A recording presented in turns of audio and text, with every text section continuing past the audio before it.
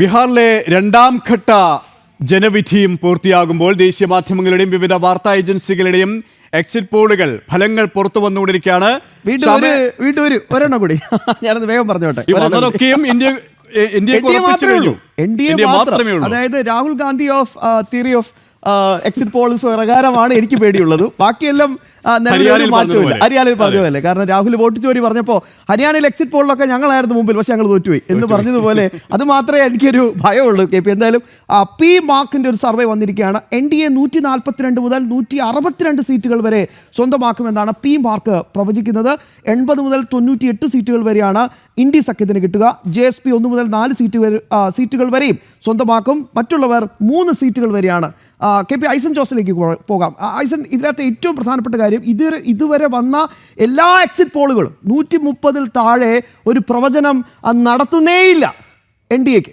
ഐസൻ, തീർച്ചയായും അത് തന്നെയാണ് ശ്യാം. ഇപ്പോൾ ഈ എക്സിറ്റ് പോളുകളുടെ ഡാറ്റ പരിശോധിക്കുമ്പോൾ ഒരു ഓവർസൈറ്റ് പരിശോധന പെട്ടെന്നൊരു നിരീക്ഷണം നടത്തുമ്പോൾ നമുക്ക് മനസ്സിലാക്കാൻ സാധിക്കുന്നത് 133 ഏറ്റവും ചെറിയ ഒരു നമ്പർ എന്ന് പറയുന്നത് 133 അത് 147 നേടും, 147 മുതൽ 167 വരെ നേടുമെന്ന് പറയുന്ന ഒരു എക്സിറ്റ് പോളിൻ്റെ റിസൾട്ട് ഇപ്പോൾ അല്പസമയം മുമ്പ് മാട്രിക്സ് പ്രൊജക്റ്റിൻ്റെ ഒരു സംഭവം വന്നിരുന്നു. ഇതിൽ പറയുന്നത് 70 മുതൽ 90 വരെ സീറ്റുകളായിരിക്കും മഹാഗഠബന്ധൻ നേടുക എന്ന ഒരു നിരീക്ഷണവും വരുന്നുണ്ട്. അതുപോലെ തന്നെ മറ്റ് പല എക്സിറ്റ് പോളുകളും പരിശോധിക്കുമ്പോൾ ഏറ്റവും ചുരുങ്ങിയത്, അതായത് ബേസ് ലൈൻ 133 മുതൽ 148 വരെ, മറ്റൊന്നാണെങ്കിൽ പറയുന്നത് 147 മുതൽ 167 വരെ, ഏറ്റവും ചുരുങ്ങിയത് 133 എന്ന ഒരു പൊസിഷനിൽ നിൽക്കുന്നു. അതായത് 122 + 11 എന്ന, അതായത് ഭൂരിപക്ഷം, കേവല ഭൂരിപക്ഷത്തേക്കാൾ 10 സീറ്റ് കൂടുതൽ മിനിമം പ്രവചിക്കുന്നുണ്ട് എല്ലാ എക്സിറ്റ് പോളുകളും NDAക്ക്. അത് മറ്റ് എക്സിറ്റ് പോളുകളിലേക്ക് പോകുമ്പോൾ സ്വാഭാവികമായും മാട്രിക്സ് എക്സിറ്റ് പോളിൽ അത് 147 പ്രവചിക്കുന്ന ഒരു സാഹചര്യമുണ്ട്. എല്ലായിടത്തും ഒരു സ്വീപ്പിംഗ് വിക്ടറി കൃത്യമായും NDAക്ക് ലഭ്യമാകും, NDA നേടുമെന്ന് തന്നെയാണ് ഈ സൂചനകളിൽ നിന്നെല്ലാം തന്നെ മനസ്സിലാക്കാൻ സാധിക്കുന്നത്. അതിലേറ്റവും പരമപ്രധാനമായി നമുക്ക് എടുത്തു പറയേണ്ടത് ഈ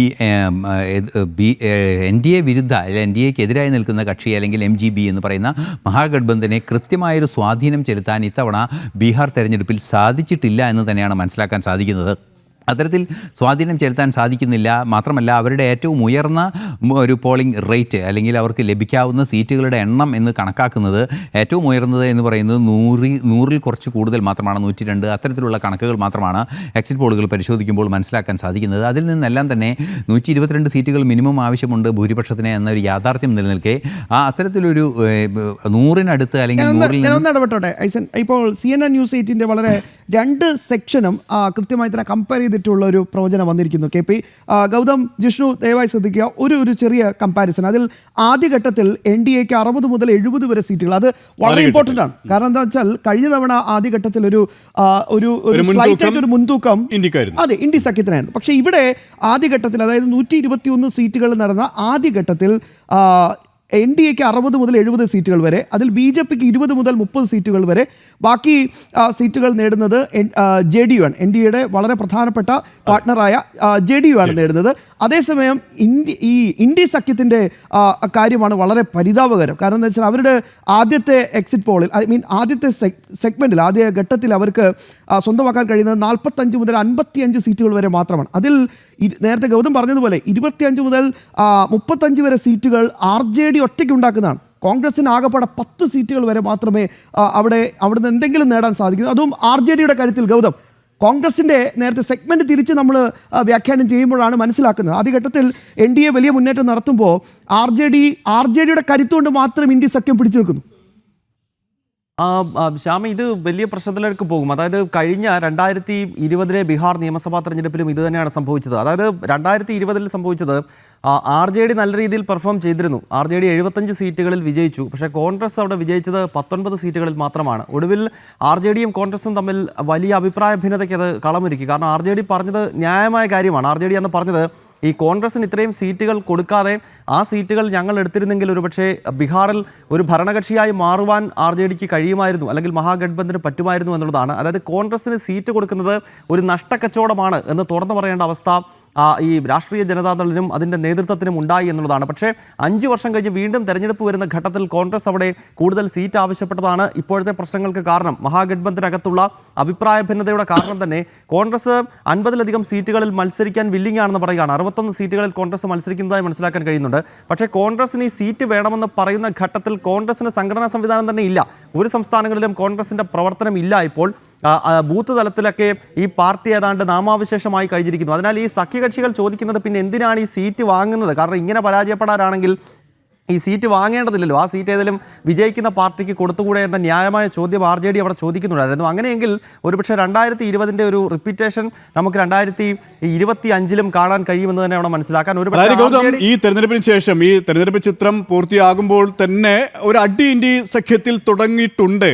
RJD കൃത്യമായ രീതിയിലുള്ള വിയോജിപ്പ് ആദ്യഘട്ടം മുതൽ വ്യക്തമാക്കിയിരുന്നു. ഗൗരവം പറഞ്ഞതുപോലെ തന്നെ തെരഞ്ഞെടുപ്പ് സ്ഥാനാർത്ഥി നിർണയത്തിന്റെ ആദ്യഘട്ടം മുതൽ തന്നെ അത്തരത്തിലുള്ള നിലപാട് വ്യക്തമാക്കിയിരുന്നു. പക്ഷേ ഒരു ചെറിയ പിടിവാശിയാണ് രാഹുൽ നടത്തിയത്, കോൺഗ്രസ് നടത്തിയത്. പക്ഷേ അങ്ങനെ ഒരു വിട്ടുവീഴ്ച, ഒരു സമവായത്തിലേക്ക് എത്തുകയാണ് ചെയ്തത്. പക്ഷേ ആ സമവായം തിരിച്ചടി ഉണ്ടാക്കി എന്നുള്ള ബോധം RJDക്കുണ്ട്. അതുകൊണ്ട് തന്നെ പൂർണ്ണമായും കോൺഗ്രസിനെ തള്ളിപ്പറയുന്നത് അല്ലെങ്കിൽ ഒരു അന്തചിത്രം കാര്യങ്ങൾ പൂർത്തിയാകുന്ന രീതിയിലേക്കായിരിക്കും ഇനിയുള്ള സാഹചര്യം എത്തുക അല്ലേ?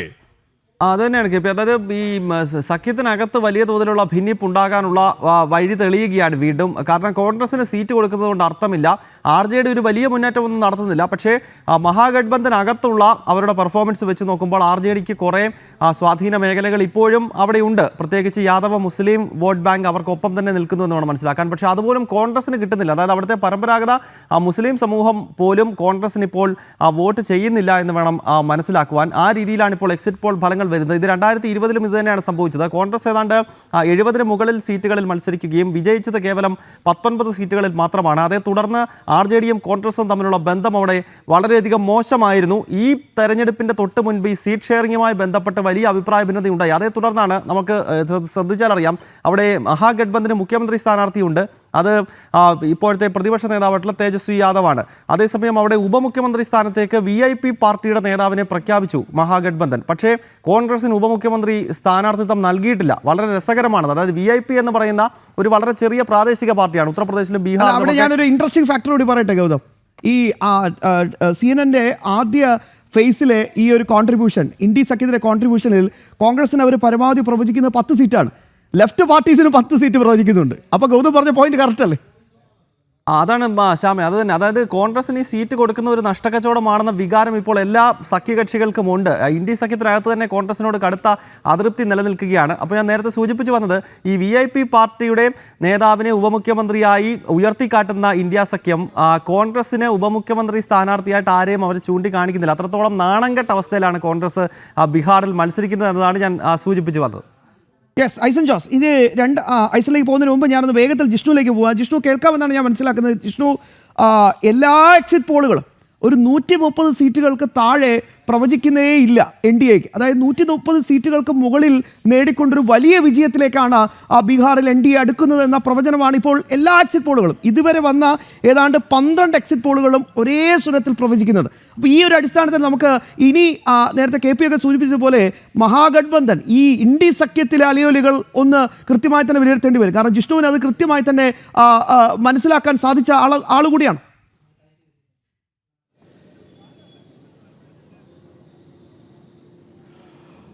ഇന്ത്യ മുന്നണിക്കുള്ളിൽ തെരഞ്ഞെടുപ്പ് അടുക്കുന്നതിന് മുൻപേ തന്നെ അല്ലെങ്കിൽ വോട്ടെടുപ്പിന് മുൻപേ തന്നെ അടി തുടങ്ങിയിരുന്നു എന്നുള്ള റിപ്പോർട്ടുകൾ നമ്മൾ ബീഹാറിൽ നിന്ന് നൽകിയിരുന്നു. അതിൽ ഏറ്റവും പ്രധാനപ്പെട്ടത് നേരത്തെ ഗൗതമും ശ്യാമും സൂചിപ്പിച്ചതുപോലെ കോൺഗ്രസിന് കൂടുതൽ സീറ്റുകൾ നൽകാനാകില്ല എന്ന് മുന്നണി യോഗത്തിൽ RJDയുടെ മുതിർന്ന നേതാക്കൾ വളരെ പരസ്യമായി പറയുകയും കോൺഗ്രസിന് സീറ്റ് കൊടുക്കുന്നത് രാഷ്ട്രീയ ലാഭം ഉണ്ടാക്കില്ല എന്ന വിമർശനം ഉന്നയിക്കുകയും കോൺഗ്രസിനെ പുറത്തു നിർത്തുന്ന സമീപനവുമാണ് മുന്നണിക്കുള്ളിൽ ഉണ്ടായിട്ടുള്ളത്. അതായത് പരമാവധി സീറ്റുകളിൽ RJD മത്സരിച്ചുകൊണ്ട് പോരുന്നെങ്കിൽ പരമാവധി പോരട്ടെ എന്ന ലക്ഷ്യത്തോടു കൂടിയാണ് 143 സീറ്റുകളിലും RJD മത്സരിച്ചത്. കാരണം 2020 നിയമസഭാ തെരഞ്ഞെടുപ്പിൽ അത്രയധികം മോശം പ്രകടനമായിരുന്നു കോൺഗ്രസ് കാഴ്ചവെച്ചത്. 67 സീറ്റുകളിൽ മത്സരിച്ചിട്ട് 19 സീറ്റുകളിൽ മാത്രമാണ് വിജയിച്ചത്. ഇത്തവണ 50-ൽ കുറഞ്ഞ സീറ്റുകൾ മാത്രമാണ് മുന്നണിയിൽ നൽകിയത്. ഒപ്പം സീറ്റ് വിഭജനവുമായി ബന്ധപ്പെട്ട തർക്കവും സ്ഥാനാർത്ഥി നിർണയത്തിൽ വന്നിട്ടുള്ള പാകപ്പിഴകളും ഒപ്പം 11 മണ്ഡലങ്ങളിൽ ഇന്ത്യ മുന്നണിക്കുള്ളിലെ സ്ഥാനാർത്ഥികൾ, അതായത് ഘടകകക്ഷികൾ തമ്മിൽ മത്സരിച്ചതുമെല്ലാം തന്നെ ആ മുന്നണിയെ കാര്യമായി ബാധിച്ചിട്ടുണ്ട്. അപ്പോഴും രാഷ്ട്രീയപരമായി ബീഹാർ നിയമസഭാ തെരഞ്ഞെടുപ്പിൽ നമുക്ക് വിലയിരുത്താൻ സാധിക്കാവുന്നത് NDA മികച്ച പെർഫോമൻസ് നടത്തി. RJD അവരുടെ ശക്തി കേന്ദ്രങ്ങളിൽ അതിശക്തമായിട്ടുള്ള പ്രചാരണവും ഭരണമാറ്റമെന്ന മുദ്രാവാക്യം ഉയർത്തിക്കൊണ്ട് അതിശക്തമായ പ്രചാരണം നടത്തി. RJDയുടെ പ്രചാരണം ഫലം കണ്ടിട്ടുണ്ട്. അവർക്ക് പരമാവധി 65 മുതൽ 70 വരെ സീറ്റുകൾ ലഭിക്കാനുള്ള സാധ്യതയുണ്ട്. പക്ഷേ മുന്നണിക്കുള്ളിൽ കോൺഗ്രസും ഇടതു പാർട്ടികളും അത്രയധികം ബലഹീനതരായതുകൊണ്ട് തന്നെ, അത്രയധികം പ്രകടനം കാഴ്ചവെക്കാൻ സാധിക്കാത്തത് കൊണ്ട് തന്നെ ഇന്ത്യ മുന്നണിക്ക് 100-ൽ കൂടുതൽ സീറ്റുകൾക്ക് മുകളിലേക്ക് പോകാൻ സാധിക്കില്ല എന്നുള്ളതാണ് പ്രമുഖ എക്സിറ്റ് പോളുകളെല്ലാം തന്നെ ചൂണ്ടിക്കാണിക്കുന്നത്. ടൈംസ് നൗ ആണെങ്കിലും ദൈനിക് ഭാസ്കർ ആണെങ്കിലും പീപ്പിൾസ് പൾസും തുടങ്ങി പ്രമുഖ എക്സിറ്റ് പോളുകൾ മുഴുവൻ പരിശോധിക്കുമ്പോൾ 122 എന്ന മാജിക് നമ്പർ, ബീഹാർ നിയമസഭയിൽ ഭരണം നേടുന്നതിന് 243 അംഗ നിയമസഭയിൽ 122 സംഖ്യ തികയ്ക്കണം. അത് കടന്നുകൊണ്ട് 130-ന് മുകളിലേക്ക് സീറ്റുകൾ NDAക്ക് ഉണ്ടാകും എന്നുള്ളതാണ് എല്ലാവരും കൂടി നമുക്ക് വിലയിരുത്താം. പോൾ ഓഫ് പോൾസ് 130 സീറ്റുകൾ NDAക്ക് ശരാശരി പ്രവചിക്കുന്നുണ്ട്. 130 അല്ല, അതിനേക്കാൾ മുകളിലേക്ക് വരും എന്നാണ് മനസ്സിലാക്കാൻ സാധിക്കുന്നത്. ഇന്ത്യ സഖ്യത്തിന് ഏതാണ്ട് 90 മുതൽ 106 സീറ്റുകൾ വരെ പ്രവചിക്കുന്നു.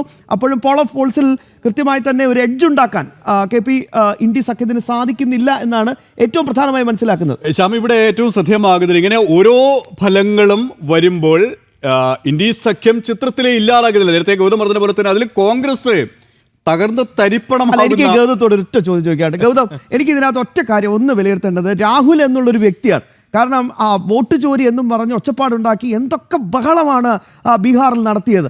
പെട്ടെന്ന് രാഹുലിനെ കാണാതാവുകയാണ്. രാഹുൽ എവിടെയും കാണുന്നില്ല. കുറേ കഴിഞ്ഞിട്ട് ആണ് രാഹുൽ തിരിച്ചു വരുന്നത്. അപ്പോൾ ഈ ഒരു രാഹുൽ എന്ന വ്യക്തി, ഒരു പൊളിറ്റീഷ്യൻ, ഒന്ന് നമുക്ക് ഈ എക്സിറ്റ് പോളുകളൊന്ന് വിലയിരുത്തും. എനിക്ക് തോന്നുന്നു ഐസൻ ജോസിന് അത് കൃത്യമായി തന്നെ അതിൽ സംഭാവന ചെയ്യാൻ സാധിക്കും. ഗൗതം, ഒന്ന് തുടരാം. അതായത് ശ്യാമേ, ഈ രാഹുലിൻ്റെ രാഷ്ട്രീയം അത് ഒരിക്കൽ കൂടി ചർച്ച ചെയ്യപ്പെടുന്ന ഒന്നാണ്. കാരണം ഈ കേരളത്തിലെ മാധ്യമങ്ങളൊക്കെ രാഹുൽ ഗാന്ധിക്ക് പുറകെ ഓടുന്ന ഘട്ടത്തിൽ നമ്മൾ ഉത്തര ഭാരതത്തിലേക്ക് എത്തിക്കഴിഞ്ഞു കഴിഞ്ഞാൽ അവിടെ രാഹുൽ പരിഹാസ്യനാക്കപ്പെടുന്ന ഒരു രാഷ്ട്രീയ നേതാവാണ്. ഈ കേരളത്തിൽ മാത്രമാണ് രാഹുലിൻ്റെ പിന്നാലെ ഈ മീഡിയ ഉൾപ്പെടെ പോകുന്നത്. ഇപ്പോൾ തന്നെ ബീഹാർ തെരഞ്ഞെടുപ്പ് നോക്കിക്കഴിഞ്ഞാൽ അവിടെ എത്തുന്നു, വെള്ളത്തിലേക്ക് എടുത്ത് ചാടുന്നു, അങ്ങനെയുള്ള ചില കാര്യങ്ങൾ, ചില ഗിമ്മിക്കുകൾ കാണിക്കുന്നത്. അതിനപ്പുറത്തേക്ക് രാഹുലിൻ്റെ രാഷ്ട്രീയത്തിനൊരു പക്വതയില്ല എന്ന വിലയിരുത്തൽ ഒരുപക്ഷെ ഈ ബീഹാർ രാഷ്ട്രീയത്തിൽ കൂടി നമുക്ക് ചൂണ്ടിക്കാണിക്കപ്പെടേണ്ടി വരും. പ്രത്യേകിച്ച് രാഹുൽ ഏറ്റവും അധികം ഈ തെരഞ്ഞെടുപ്പ് കമ്മീഷനെയും നമ്മുടെ രാജ്യത്ത് നടക്കുന്ന വളരെ സുതാര്യമായ വോട്ടിംഗ് പ്രക്രിയയും, നമുക്കറിയാമല്ലോ ലോകത്തിലെ തന്നെ ഏറ്റവും വലിയ ജനാധിപത്യ പ്രക്രിയ നടക്കുന്ന ഒരു മഹത്തരമായ രാഷ്ട്രമാണ് നമ്മുടേത്.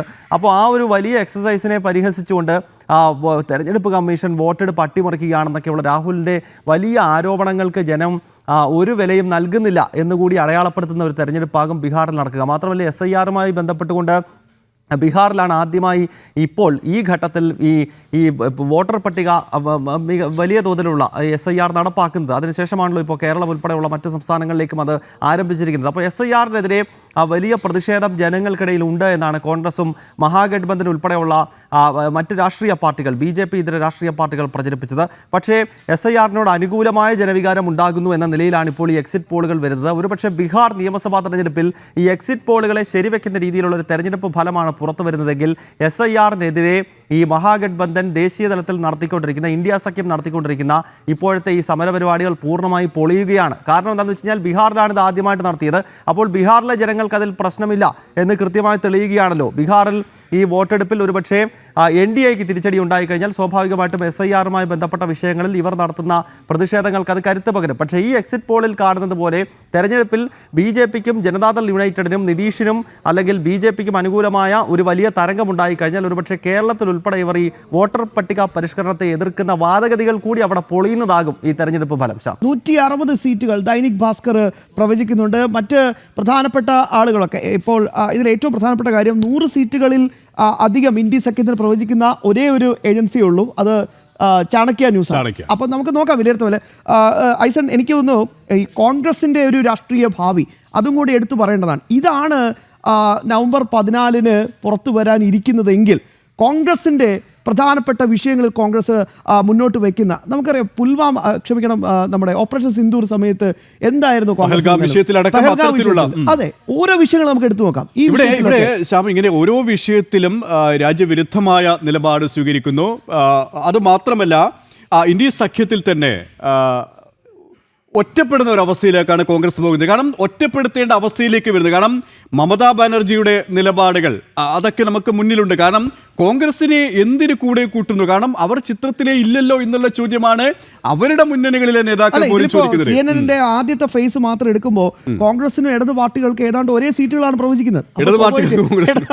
അവിടെയാണ് ഇൻട്രസ്റ്റിംഗ് പോയിന്റ് കിടക്കുന്നത്. ഐസൻ ജോസിലേക്ക് കൂടി ഇന്ന് വളരെ പെട്ടെന്ന് പോവുകയാണ്. ഐസൻ, ചോദ്യം അത് തന്നെയാണ്. ഈ വിഷയത്തിൽ കോൺഗ്രസിന്റെ ഒരു പൊളിറ്റിക്കൽ ഭാവി, ഫ്യൂച്ചർ എന്തായിരിക്കും എന്ന് തന്നെയാണ്. കാരണം എല്ലാ വിഷയങ്ങളിലും രാജ്യത്തിന് അനുകൂലമായി നിൽക്കേണ്ട സമയത്ത് പോലും കോൺഗ്രസ് ഉന്നയിച്ച ചില നിലപാടുകൾ അതൊക്കെ ചർച്ച ചെയ്യപ്പെട്ടിട്ടുണ്ട് എന്ന കാര്യത്തിൽ ഒരു സംശയവുമില്ല.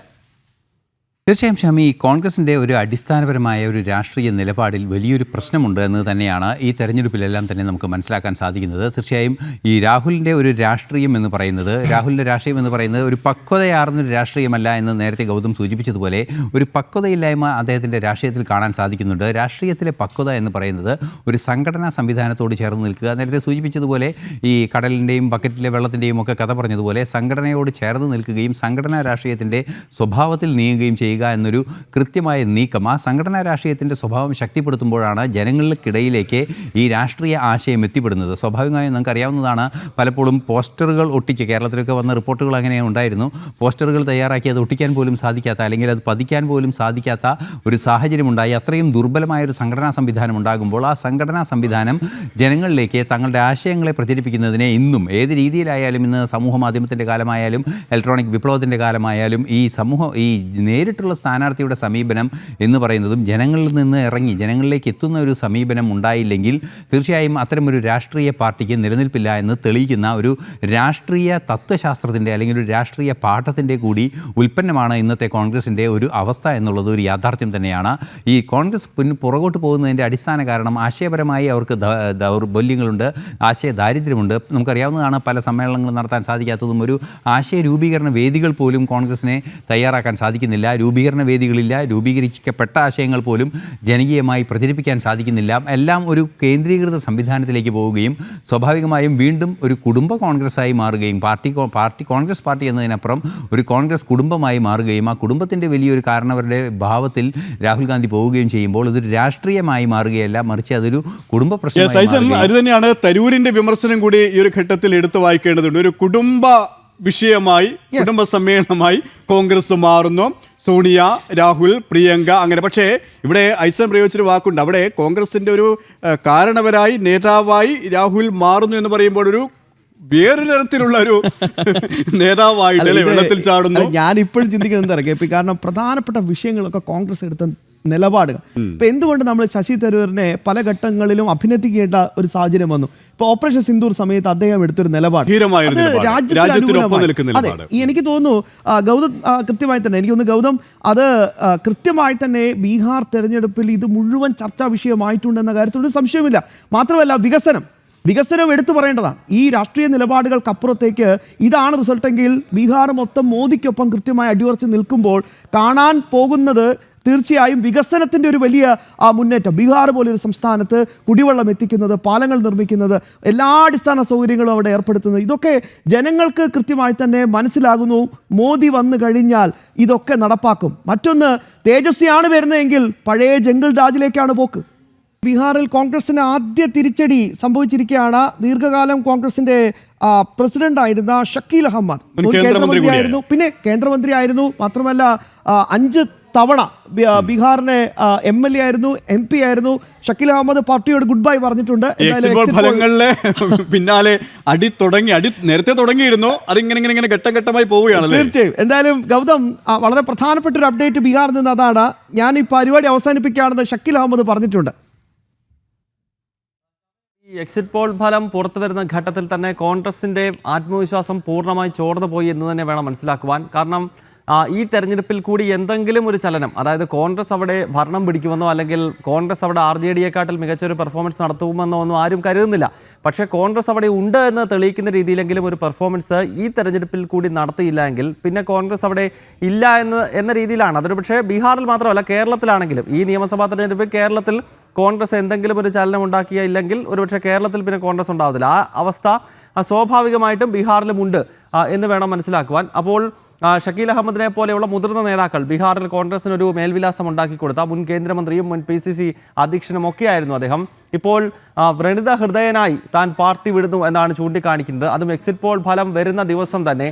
ബീഹാർ ഒരു വളരെ സുപ്രധാനമായ തെരഞ്ഞെടുപ്പ് കഴിഞ്ഞ് പോളിംഗ് കഴിഞ്ഞ മിനിറ്റുകളിൽ തന്നെ അദ്ദേഹം കോൺഗ്രസ് ബന്ധം ഉപേക്ഷിച്ച് പുറത്തേക്ക് പോവുകയാണ്. അപ്പോൾ വരാൻ പോകുന്ന വലിയ തിരിച്ചടി രാഹുൽ ഗാന്ധിക്കും കൂട്ടർക്കും ബീഹാറിന്റെ മണ്ണിലും മാത്രമല്ല, ബീഹാറിലെ കോൺഗ്രസ് നേതൃത്വത്തിനും വിശേഷിച്ച് രാഹുലിനും വ്രണിത ഹൃദയനാകാനുള്ള ഒരു സർവേ ഇപ്പോൾ പുറത്തു വന്നിട്ടുണ്ട്. പോൾ ഡയറി എന്നൊരു ഏജൻസി നടത്തിയ സർവേയിൽ NDAക്ക് 184 മുതൽ 209 സീറ്റുകൾ വരെയാണ് പ്രവചിക്കുന്നത്. KP 184 മുതൽ 209 സീറ്റുകൾ വരെ, 209 സീറ്റുകൾ ഇന്ത്യ സഖ്യത്തിന് അവിടെ തകർന്നടിയും എന്നാണ് പോൾ ഡയറിയുടെ പ്രവചനം. ഇങ്ങനെ എക്സിറ്റ് പോൾ ഫലങ്ങൾ ഓരോന്നോരോന്നായി പുറത്തു വരുമ്പോൾ വ്രണിത ഹൃദയരായി ഇനി ആരൊക്കെ പോകും എന്നാണ് കണ്ടറിയണത്. തീർച്ചയായും ഇന്ത്യ സഖ്യത്തിന് 32 മുതൽ 49 സീറ്റുകൾ മാത്രമേ കിട്ടൂ, മറ്റുള്ളവർക്ക് 15 സീറ്റ്.